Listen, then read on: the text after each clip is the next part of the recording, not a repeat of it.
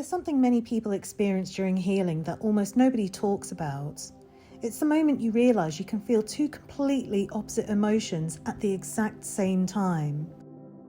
Strength and exhaustion, clarity and confusion, progress and doubt, hope and grief, looking towards the future while still stuck in the past.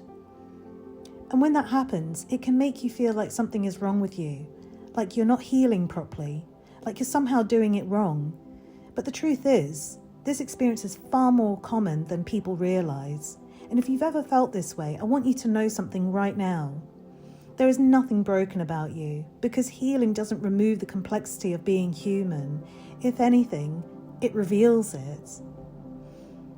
There were times in my own life where I genuinely thought something was wrong with me because I could hold these contradictions at the same time. I could feel strong enough to move forward but still feel deeply wounded by what happened. I could see things clearly but still question myself. I could forgive someone and yet still feel the pain of what they did. And that combination of emotions can be confusing. Because when we're often told that healing should look clean and simple, that if you're strong you shouldn't still feel hurt, that if you've moved on you shouldn't still think about it, that if you've forgiven someone the pain should disappear. But real healing rarely works that way. You can move forward while still carrying memories. You can forgive someone while still feeling the scar they left behind. You can be incredibly strong and tired at the same time. And none of that means you're failing. It means you're human. One of the reasons people struggle with these contradictions is because we've been taught that emotions should make sense.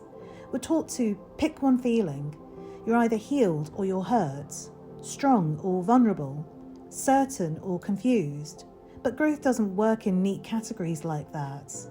When you start evolving emotionally, your identity becomes more complex. You start seeing things from multiple angles. You understand people more deeply. You recognise patterns that you didn't notice before. And that awareness creates layers inside you.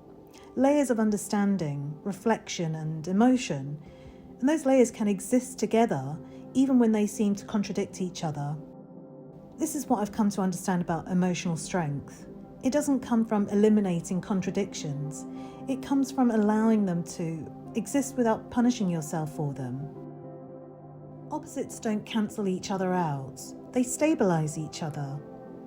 The strength you feel doesn't erase the pain, and the pain you feel doesn't erase your strength. Both can exist inside the same person. Because emotions are not enemies competing for the space inside you. They're signals. Pain reminds you what mattered, and strength reminds you that you survived it. Without pain, strength would never have been built. And without strength, pain would have consumed you. So the two begin to balance each other out. The pain keeps you aware, reflective, and compassionate. The strength keeps you moving, rebuilding, and believing that your life can still expand beyond what hurt you.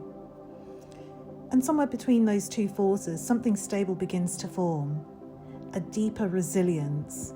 It doesn't mean you're pretending you're unaffected, but that kind of resilience comes from knowing you can carry difficult emotions without letting them destroy who you are. For a long time, I tried to simplify myself. I tried to make my mind easier to understand, quieter, less complicated and less emotional. Because when you feel things deeply, people often make you feel like you're too much, too sensitive, too reflective, too intense. But the truth is, depth isn't a weakness. Depth is awareness, and awareness brings complexity. Healing isn't about removing parts of yourself so you can feel whole. It begins when you stop denying what exists inside you. Allow the strength and the pain, the hope and the grief to exist in the same space, without shame and without forcing yourself to resolve everything immediately. Because when those emotions collide, it can feel incredibly confusing. Your mind tries to make sense of it all. It looks for logic, answers, and closure, but your heart doesn't always move at the same pace. One part of you understands what happened, while another part of you is still feeling it. And when those two sides aren't aligned, It can feel like something inside you is pulling in opposite directions. The mind is saying, you should be past this by now. But the heart quietly reminds you that healing doesn't work on command. That internal tension can make you question yourself. It can make you feel unstable, like your thoughts and emotions are competing with each other. But they're not enemies. They're two different parts of you trying to process the same experience in their own way. So the moment healing really begins is the moment you stop forcing one to silence the other. It's when you stop telling your heart to hurry up and you stop punishing your mind that's still searching for meaning.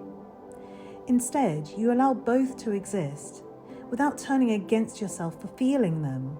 And strangely, when you stop fighting that inner conflict, the noise inside you begins to settle, not because everything suddenly makes perfect sense, but because you've finally given yourself permission to feel what was there all along. So if you're someone who feels like your heart holds contradictions, if you feel strong one day and exhausted the next, if you feel hopeful about your future but still wounded by your past, please hear this. You're not confused, you're not broken, and you're not healing incorrectly. You're experiencing the complexity of being human, and that complexity is not something to be ashamed of. It's something to respect. Because people who can hold that kind of emotional depth and who can face those contradictions, honestly, are often the ones doing the deepest work within themselves. And that work is not easy. It requires courage, reflection, and sitting with emotions that don't have immediate answers. But over time, something beautiful begins to happen. The contradictions that once felt overwhelming begin to stabilize you. Not because the emotions disappear, but because you stop running from them. You face the truth of what happened, even the parts of that hurt to admit. You stop making excuses for people who showed you exactly who they were, and you stop blaming yourself for things that were never yours to carry. That honesty is painful at first, but it clears the fog. And once the fog clears, your mind and heart start to come back into alignment. You understand what happened. You accept what it cost. You stop chasing closure from people who were never capable of giving it. You start trusting your own judgment about what feels right and what doesn't, and you begin to decide what you will and won't allow in your life again. That's where the stability starts forming. The pain is still part of your story, but it no longer controls your direction. You become someone who understands pain without being consumed by it. You understand forgiveness without forgetting what they learned. You become someone who can carry their past without letting it control their future. And that's a very powerful place to stand. So if your heart feels heavy with conflicting emotions right now, be patient with yourself. You're not failing, you're evolving, and sometimes evolution feels messy before it feels peaceful. But eventually something inside you settles. Not because everything suddenly makes sense, but because you finally stop fighting the parts of yourself that needed understanding all along. You don't need to simplify your humanity to be worthy of healing. You don't need to eliminate your contradictions to be strong. You just need to allow yourself to exist as the complex, evolving human being that you are. And when you do that, the pressure lifts. And for the first time in a long time, you stop judging your emotions and start respecting what they've carried you through. Thank you for staying and listening. If this conversation resonated with you, you might want to check out my other videos. And if you'd like to support this space, you can like, comment and subscribe. It genuinely helps us reach other people who might be sitting with the same questions. If you enjoy my content and would like to support the channel, you can leave a little tip via the PayPal link in the description. And if you want to be here for the next conversation, you can turn on notifications. Your support doesn't just help the channel grow, it reminds me that I'm not the only one thinking about these things too, and that matters more than you know. Sending you all so much love. Until next time, keep becoming.